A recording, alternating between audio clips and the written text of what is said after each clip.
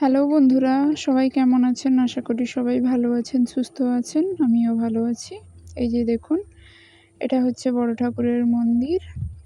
আর রাস্তার এপাশে হচ্ছে জগন্নাথ দেবের মাসির বাড়ি। যেখানে হয়েছে ওইখানে আমরা বাড়ির কিছুজন মিলে পুজো দিতে চলে এসেছি। আর যিনাদের ঘরে জগন্নাথ প্রভু আছেন, ওনাদের ঘরে এটা দুর্গা মন্দির। এখানে দুর্গা পুজো হয় ধুমধাম করে। ওটা ওনাদের বাড়ির পার্সোনাল মন্দির। মন্দিরের ভেতর পুজো চলছে। যেনারা বিপত্তারিণী ব্রত পালন করছেন ওনারা পুজো দিতে এসছেন। আর এইদিকে জগন্নাথ দেবের রান্নাবান্না চলছে।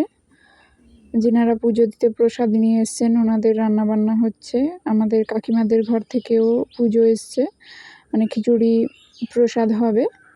ওই যে ঠাকুরমশাই আমাদের খিচুড়ি রান্না করছেন।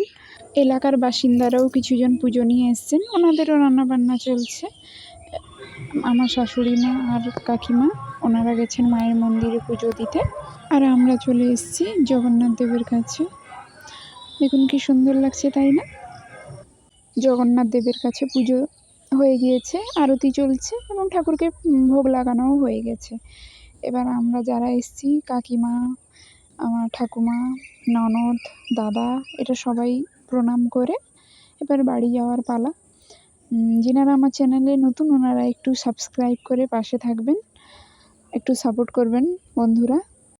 এবার বাড়িতে প্রসাদ নিয়ে যাওয়া হবে বলে রিক্সায় প্রসাদ উঠানো হচ্ছে। ভিডিওটা এখানে শেষ করছি। আপনারা সবাই জগন্নাথের কৃপায় ভালো থাকুন, সুস্থ থাকুন।